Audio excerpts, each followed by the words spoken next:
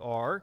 And we began this message last week looking at this question of who are the sons of God and the daughters of men. And we began by looking at the context of that passage and looking to see what's going on leading up to it.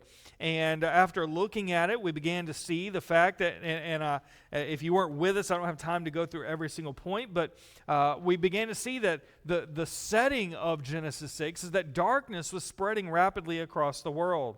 But in spite of that darkness, God had preserved a light. There was this ungodly line of Cain, and we see that in Genesis chapter 4, and then we get to Genesis 5, and we see God preserving a light through the godly line of Seth. And when we come to Genesis 6, we find a turning point where something changes between chapter 5 and the flood, and the line, there's a line that becomes to get blurred, and some kind of mixing takes place that signals that humanity has crossed a line in some way. And so with that in mind, we find that even in spite of that, God still offered some grace, as we see in verse 8. Now, we then began to look at the various interpretations of this. Now, here's what I'm going to do. We read several of these verses. We're going to go ahead and read these again tonight, and we'll talk about the first interpretation just briefly in review, and then we'll dive into the second interpretation where we left off. So let's look at Genesis chapter 6, and again, beginning in verse 1. It says, "Now it came to pass, when men began to multiply on the face of the earth, and daughters were born to them, that the sons of God saw the daughters of men, that they were beautiful. And they took wives for themselves of all whom they chose. And the Lord said, My spirit shall not strive with man forever, for he is indeed flesh. Yet his days shall be 120 years. There were giants on the earth in those days, and also afterward, when the sons of God came in to the daughters of men, and they bore children to them.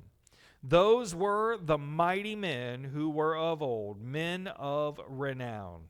And then the Lord saw that the wickedness of man was great in the earth, and every intent of the thoughts of his heart was only evil continually.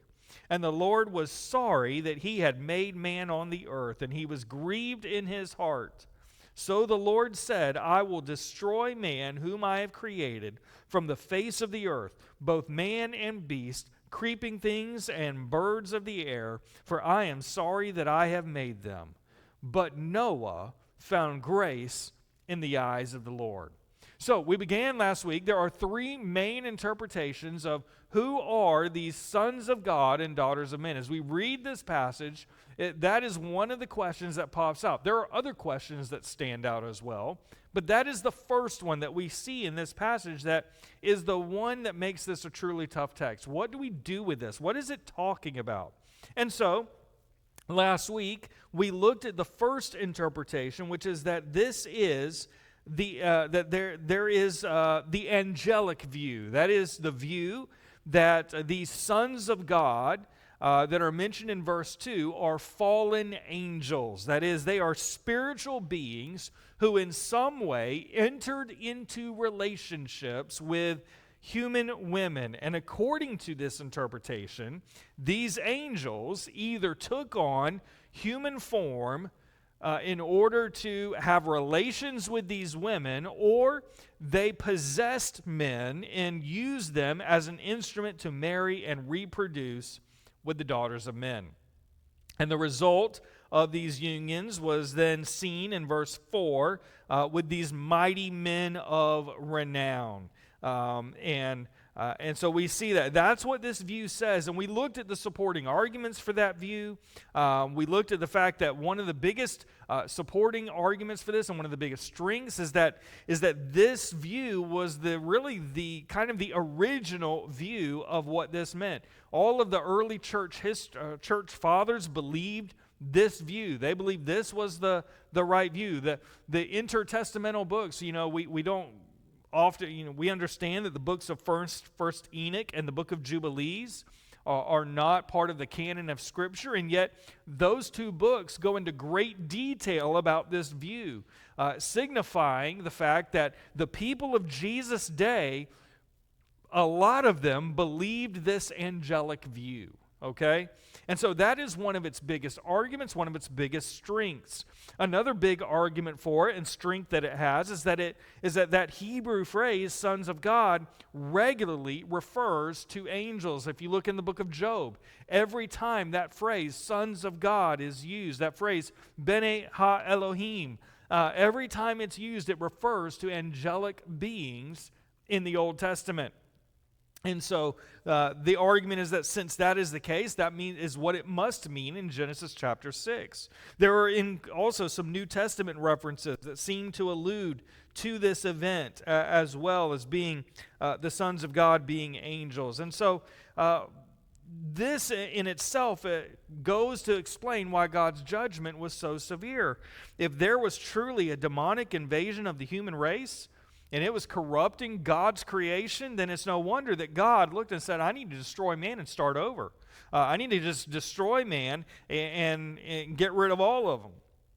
And so it does several of those things as well. Now, there were some weaknesses to this argument because the first weakness, and to me one of the strongest weaknesses, is that it contradicts Jesus' own teaching about angels. You may remember, as we said last week, Jesus said in Matthew 22:30, he said, "For in the resurrection they neither marry nor are given in marriage, but are like the angels of God in heaven." So Jesus is clear.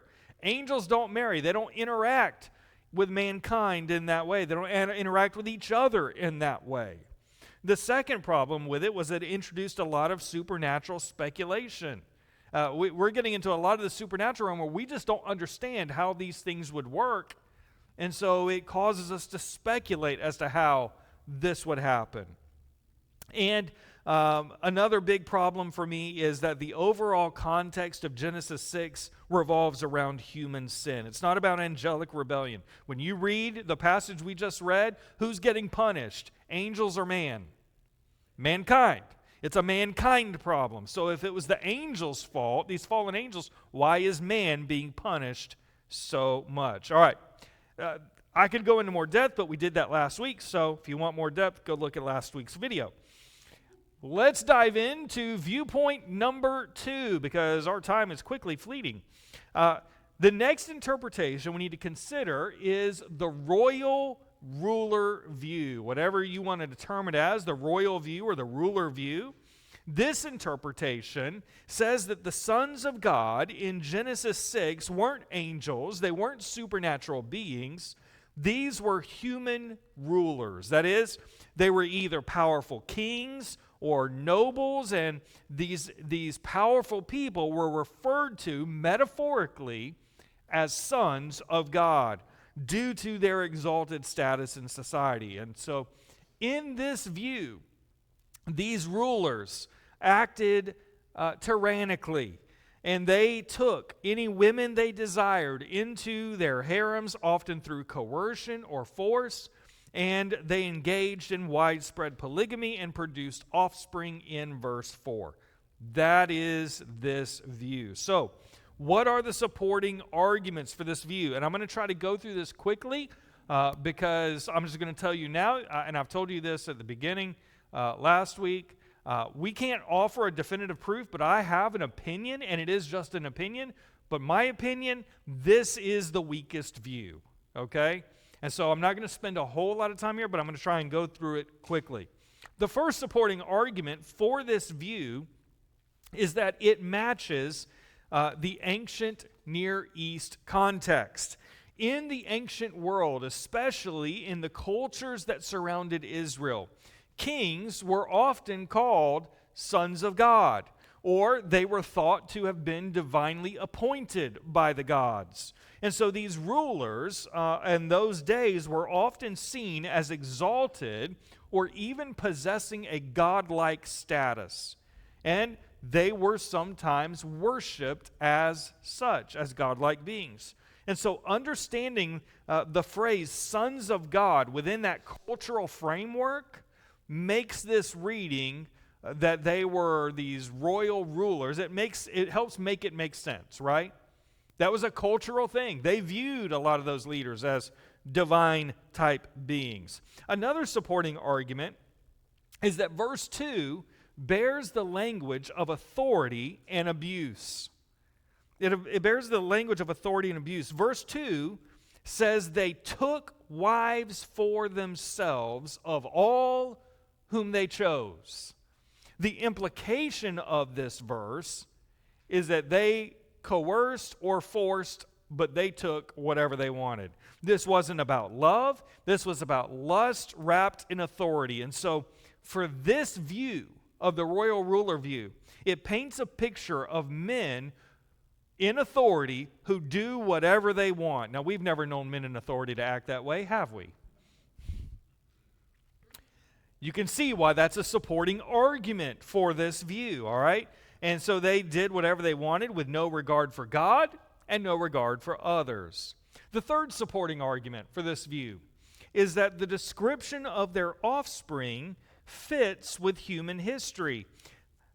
Understand, again, we go to verse 4, and they produce these mighty men and men of renown. And by this view, these mighty men and men of renown are seen as what we would call a warrior king, or these legendary figures. It sounds kind of like the legendary rulers we read about in ancient records. Men who were remembered not necessarily for their godliness, but remembered for their strength, their dominance, and their reputations. Men who used fear and violence to secure their fame. So in other words, this mighty men and men of renown, it's not that they were giants or that they were supernatural beings. It's that they were men of renown. Their reputation was above all others in their fierceness and their strength and their dominance. The final supporting argument for this is that Psalm 82:6, they say, offers a biblical precedent. Now, I didn't put this up on the screen, and I meant to, but Psalm 82:6 says, I said, this is God speaking, I said, you are gods, and all of you are children of the Most High. Okay, so they use that verse as a supporting argument. In that verse, God addresses a group of corrupt human judges. And he calls those judges gods, little g, and children. The literal, if you go to the Hebrew, the literal is he calls them, you are sons of the Most High. Now, clearly, that's metaphorical, right? God is not calling these people, these judges, his literal children or literal sons, right? God is saying it in a metaphorical sense. But while it is metaphorical, what it does show us is that human leaders were sometimes given divine titles in the Scripture, which adds a little more credibility to this interpretation. It's saying, listen, in Psalm 82:6, they're referred to metaphorically as sons of God, which means over here in Genesis 6, it could also refer to these rulers. So, looking at this view and its arguments, what are the strengths? One major strength of this view is that it is culturally grounded. As I've given you the supporting arguments, this view is culturally grounded. It takes very seriously how people in the ancient world thought and spoke about their rulers and their kings. In many ancient Near Eastern cultures, we said, kings were viewed as divine or even semi-divine figures, and they were even referred to sometimes as sons of God. They were believed to rule by divine authority, and that mindset was woven deeply into the worldview of the surrounding nations. Don't believe me that it fits the cultural mindset? Just take a look at Egypt and the pharaohs, right? They were considered to be basically God, if not descended from the gods.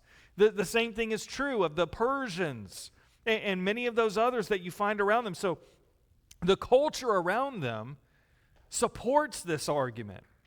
And so this view would have made sense to the earliest readers of Genesis in their historical setting. It would help explain why the term sons of God could have been applied to powerful, abusive leaders without suggesting anything supernatural like angels. The second strength of this argument is that it provides a human-centered explanation for what's happening in Genesis chapter 6. As I mentioned, Genesis 6 focuses very heavily on the corruption of humanity. It doesn't focus on the angels. It doesn't focus on demons. It focuses on human beings choosing evil. And so God's grief is directed toward mankind, and his judgment falls on humanity. And so this royal view, it stays close to that emphasis. It suggests that the breakdown that took place in society and the morality that came through men in positions of authority who ignored God's standards and who exploited the power for their own lust, all of that lines up with the rest of the biblical narrative where God regularly calls out human injustice, calls out oppression, and the exploitation of the vulnerable. And he uses those as major reasons for judging the nations and the peoples. Another strength is that it fits with the themes of corruption and abuse that are already present in the book of Genesis.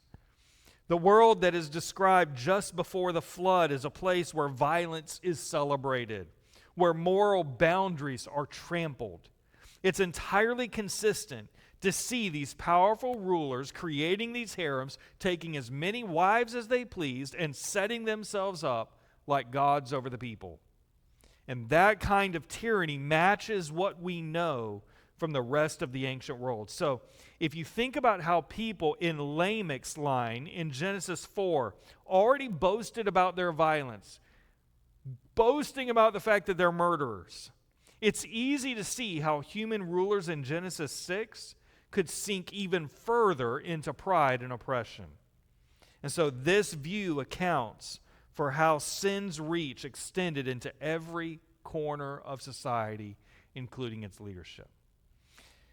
But just as the angelic view had some good strengths and it also had some weaknesses, the royal ruler view also has some weaknesses. Although I'm about to skip one, aren't I? I got one more. I'll tell you, I'm trying to rush down here. One more strength, you're right. That is, it gives a natural reading of mighty men. In other words, there's nothing supernatural about these mighty men. It's interpreting them as historical rulers, as warriors who fit within the human tradition, and it avoids all of that supernatural speculation of what kind of all powerful beings were these. They're not necessarily literal giants or supernatural beings, but they are remembered for their deeds, for their conquests, for their legacy. Think about it in this term. How often do we talk about people like John Rockefeller or William Carnegie? What do we call? We call them titans of industry, right? You know what another phrase for that would be? Mighty men, men of renown. Okay? That's a strength here. All right? So the implication would apply here as well. They're not literal giants, they're giants in their legacy. Even go one step further. Think about David's what? David had a group of men, and what were they called? Mighty men. David's mighty men were known not because they were supernatural beings, they were known for what? Being great warriors. So, there are some clear strengths to this argument. Let's look at the weaknesses. Now we can get there. The first weakness is that there is no direct reference to kings or rulers in Genesis up to this point. If we're going to assume that this is talking about rulers and leaders like this, when we look at the flow of Genesis, the idea of royalty or formal dynasties, it just hasn't been introduced before chapter 6. It's nowhere in it. We've got all these genealogies that come before it, and there's no mention of kings or rulers before this, if that's what this means. No mention of kings, no hint of royal courts, no centralized power in the world before the flood.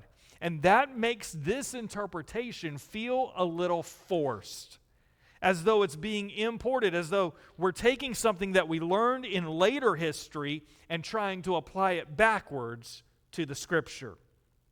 So it's trying to force a historical reality instead of drawing from the actual context of the book of Genesis. If there had even been a hint of kingship prior to chapter 6, then this view would have a much stronger foundation. The second weakness is that it is an unusual... Oh, wait, what did I skip one? I somehow erased one. Okay. It is an unusual use of the phrase sons of God. All right? Sorry, I don't have that on the screen for you. It's an unusual phrase of the sons of God. As I mentioned earlier, remember that Hebrew phrase, B'nai Ha-Elohim, is very consistently used in the Old Testament, not to refer to men, but to refer to angelic beings. And there is no clear precedent within Genesis itself or anywhere else in the Old Testament where sons of God is applied in that specific phrase to human rulers in a collective, consistent sense. And so, again, that makes this reading linguistically weaker, and it requires stretching the phrase in a way that the rest of Scripture just doesn't seem to support. Another issue. Yeah. Nope. Wait. Did I change my... What am I... Okay. I'm getting lost in myself. Okay. There we go. The third issue is that it doesn't fully justify the severity of God's judgment. Think about this. Polygamy, tyranny, the abuse of power, those are certainly sinful and destructive, right? But let's look at Scripture. Those same sins appear later in biblical history, don't they? Including among figures like Solomon. Are you telling me these guys engaged in more polygamy than Solomon did? You get where I'm going. We see these same sins throughout the rest of Scripture, and we see those sins without God responding with a global flood. And that raises a real question. If the problem really was just these kings behaving badly and violating marriage boundaries, then why was God's judgment so uniquely severe in this case? The worldwide flood seems a little out of proportion if the only sin was some political and moral corruption among its rulers and leaders. Something that we see frequently through the rest of the Bible that happens without a total annihilation of the human race. And finally, the last weakness is that it has limited historical and theological support. We talked about the fact that this view kind of supports the context of the day, but here's the thing. This interpretation is largely a modern development. It doesn't appear in any of the early Jewish writings. It's not in any among any of the writings of any of the early church fathers.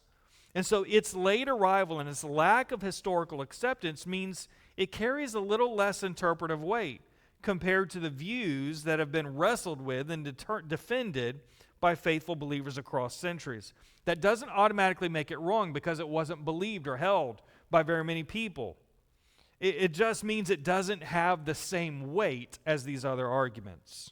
So that brings us to the third major view, and the one most commonly accepted among conservative theologians today. And this is the view that I believe is the correct view, but I'm not going to tell you flat out that this is, if you don't believe this, you're wrong. This is my opinion that this is the correct view, but let's take a look at it. That is, there's the unusual. It got out of order. Oh, that is unusual. Well, not with me, it's not unusual. All right. The third view is what we call the Sethite view. This interpretation sees the sons of God in Genesis 6 as referring to the godly descendants of Seth that line that we see detailed in Genesis chapter 5.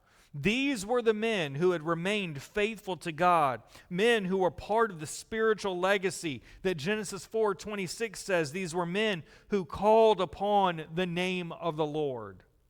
This view then says that the daughters of men are understood in one of two ways. Some people who hold this view believe that the daughters of men specifically refers to the daughters from the line of Cain. Okay? So Genesis 4 gives us the line of Cain, and it says, all right, you've got the godly men from the line of Seth, and they went and they married the ungodly women from the line of Cain, the daughters of men.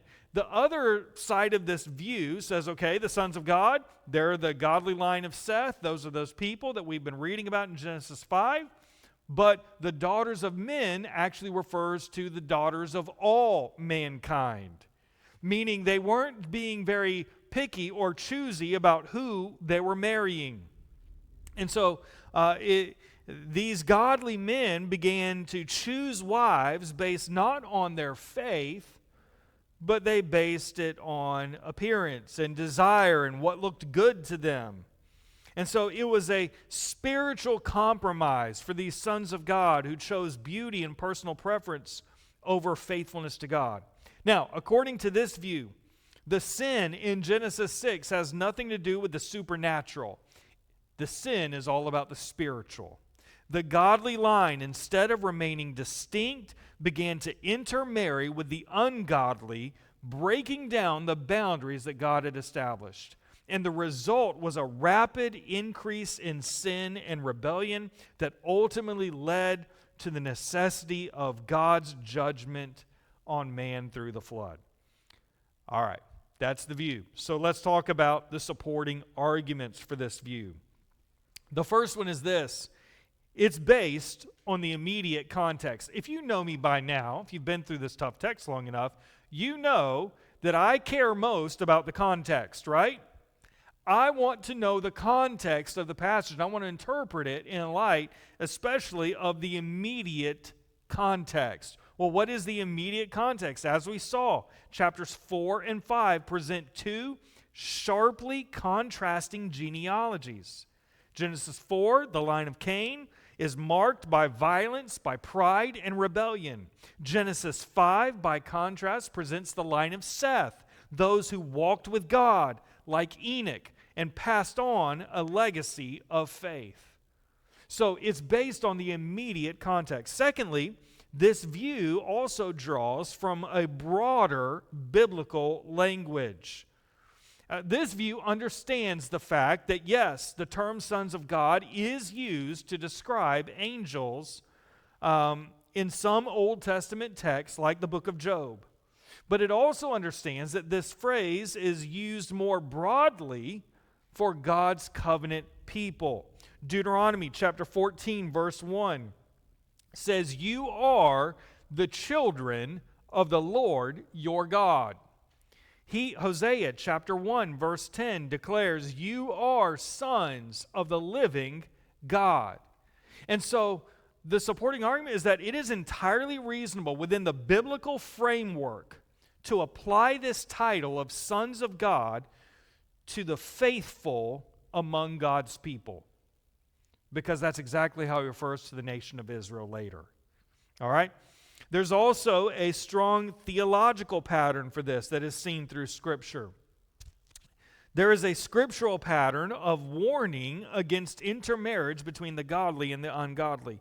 Abraham makes it clear that Isaac shouldn't marry a Canaanite woman in Genesis chapter 24. God warns Israel through Moses not to marry foreign wives who will turn their hearts to other gods. Solomon, in all his wisdom, falls into sin because of this very compromise of marrying ungodly women. Ezra and Nehemiah confront the very same issue generations later. And so the idea that intermarriage with unbelievers leads to a moral collapse, that is not a new idea. It's a theme, it's a pattern that just repeats itself over and over from the beginning to the end of Scripture. Okay? And so that is one of the supporting arguments for this view. And finally, the context. Again, I love to talk about context. The context suggests a moral and spiritual breakdown.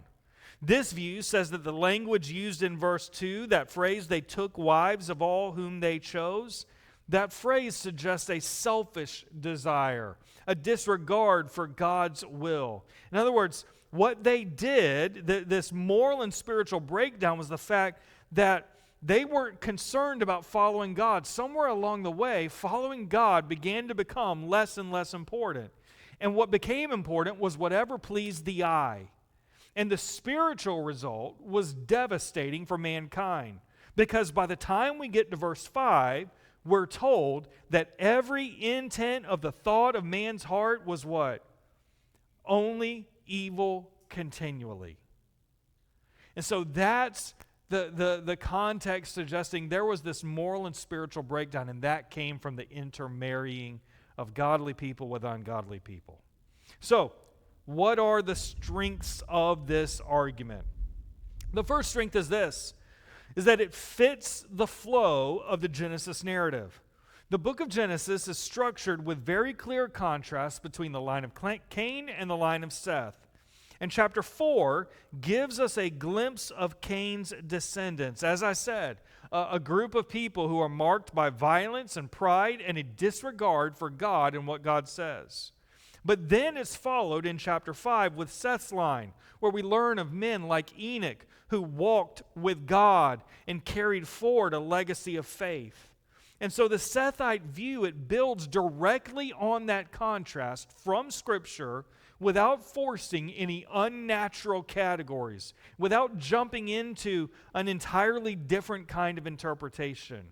In other words, it feels organic with the text. It feels like it flows directly from what we've already seen in the book of Genesis.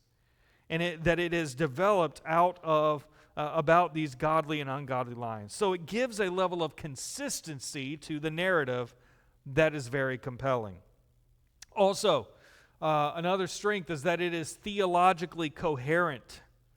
From Genesis to Revelation, as I said, the Bible is full of warnings about preserving spiritual distinctiveness, not being unequally yoked with unbelievers. You may remember one of the weaknesses of that angelic view was that nowhere else in Scripture do we ever see any instance of angels doing what they're said to do in Genesis 6. We don't see that anywhere else in Scripture. So there's no other example of it in Scripture, but do we see examples of people getting caught in marrying the wrong people and marrying ungodly people and it affecting society and being unequally yoked? Absolutely. Whether it was ancient Israel or the New Testament church, God's people were always called to guard their relationships, to not compromise with the world. So this view fits the overall pattern we see throughout Scripture. It shows how spiritual compromise in a marriage, especially between believers and unbelievers, can lead to an erosion of faith and the breakdown of moral boundaries. Another strength is that it avoids supernatural speculation. Just like the second view, this view also avoids that supernatural speculation. There's no need to try to figure out how in the world can angels produce offspring with human women. Okay? We don't need to try to figure that out. We don't need to try to explain the mechanics of those supernatural unions. The Sethite view stays solidly grounded in human sin and human choices, which is exactly what the text of Genesis 6 is emphasizing. God's grief, His pronouncement of judgment, and His evaluation of wickedness, they're all aimed squarely at humanity. And so this view allows us to keep the spotlight on mankind and their corruption and their spiritual failure without introducing any unnecessary mysteries.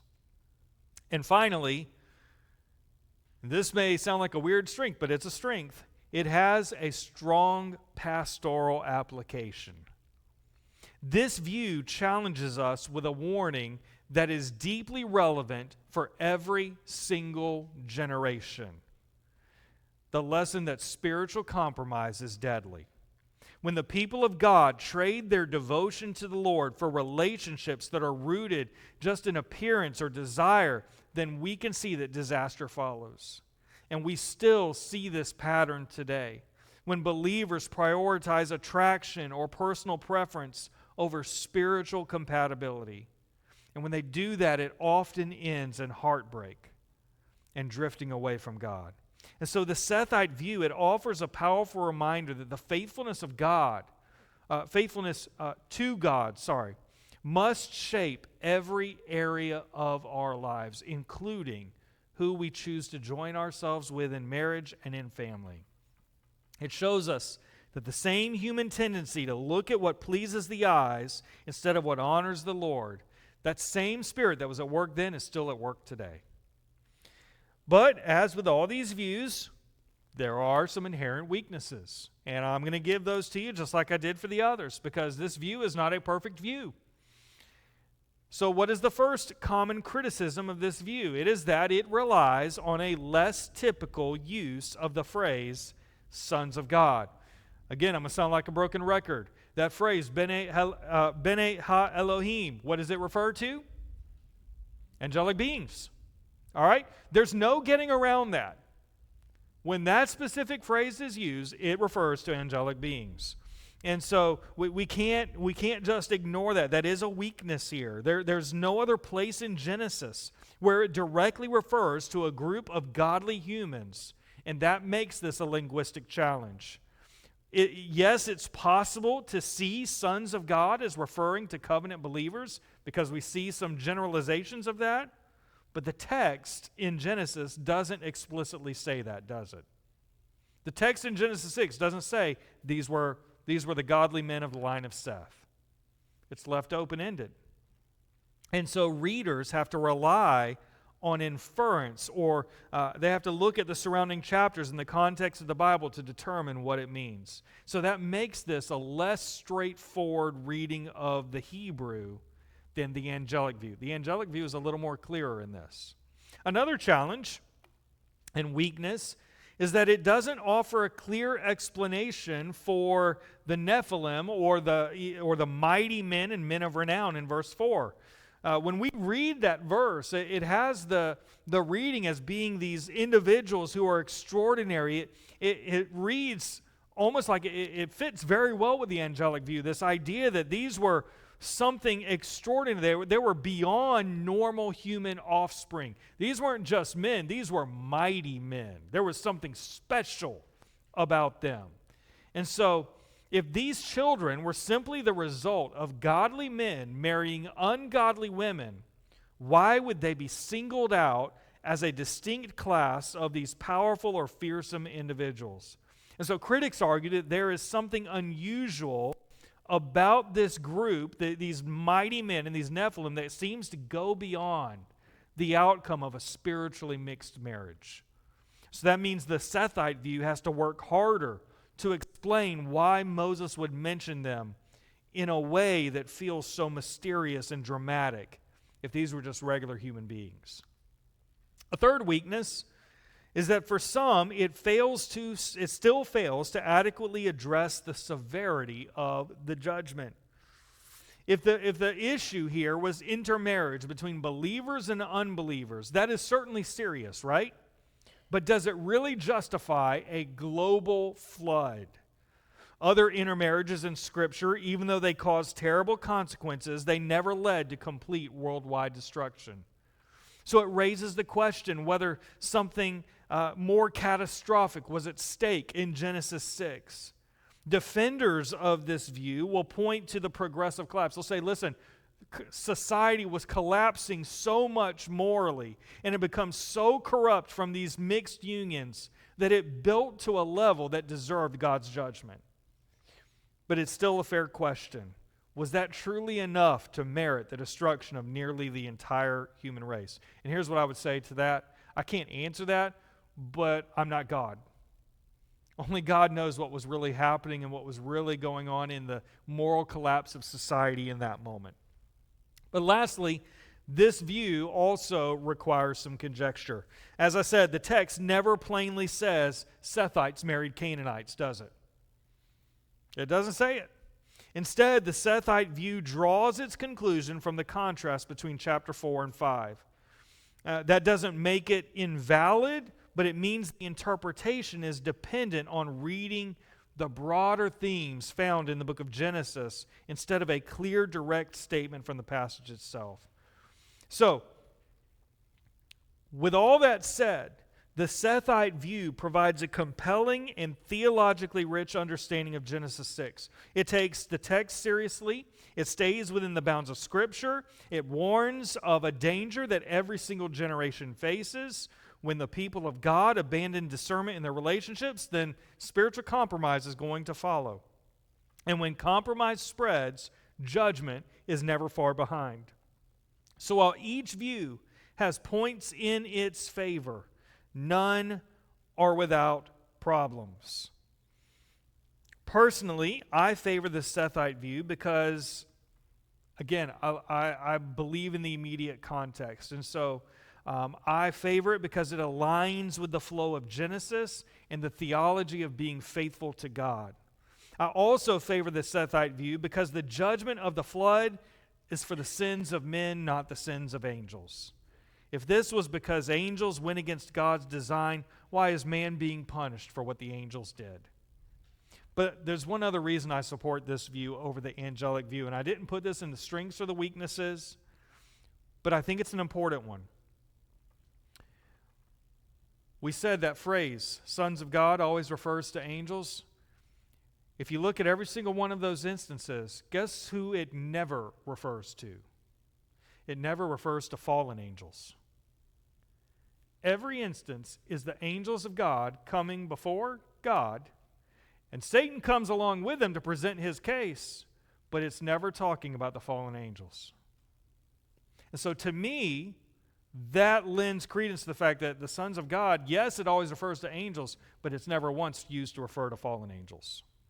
To me, that detracts from the angel view.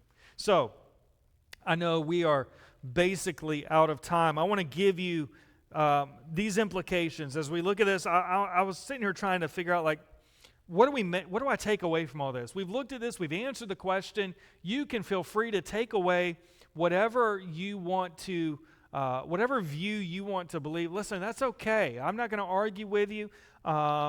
You're welcome to believe whichever one, or you're welcome to say, you know what? Pastor Travis, you were right. Sometimes we just don't know. Sometimes we don't have the answer, all right? So what do we take away from this? Because here's what I'm going to tell you. There are some implications, some truths that apply no matter which view you believe is correct. The implications are the same. That's why ultimately it doesn't matter to me who the sons of God and the daughters of men were, because the implications are the same no matter what. So what are they? Let me give these to you very quickly. The first one is that God's boundaries aren't optional. God's boundaries aren't optional. Whether we're talking about angels who stepped outside their domain, whether it's kings who abuse their authority, or godly men who compromise through ungodly marriages, at the heart of every interpretation is the same core issue. There was a crossing of God's divine boundaries. God has always set limits for the good of His creation. In Genesis 1, He set boundaries between light and dark, between land and sea. In Genesis 2, He placed a boundary around the tree of knowledge. In His covenants, He draws lines between righteousness and rebellion. These aren't arbitrary rules. They're part of God's design to preserve life, order, and holiness. But in Genesis 6, those boundaries were ignored.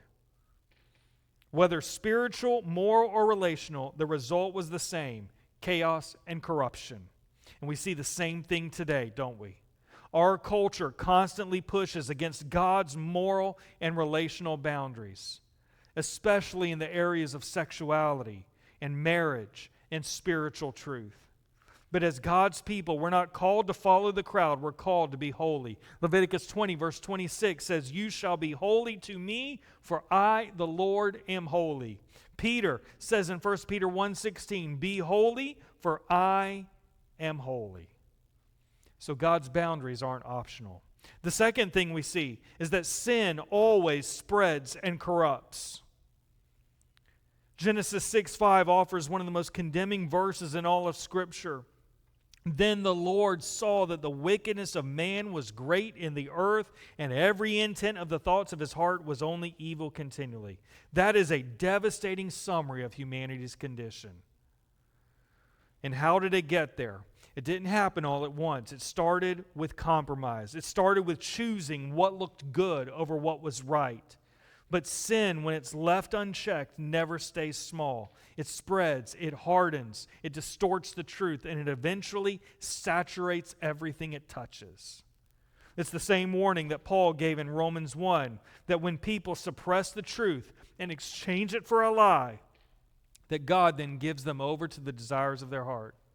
And the result is a downward spiral of society, not just morally, but spiritually. That's why we can't afford to treat sin lightly, no matter what sin it is. Thirdly, God is just and He will judge.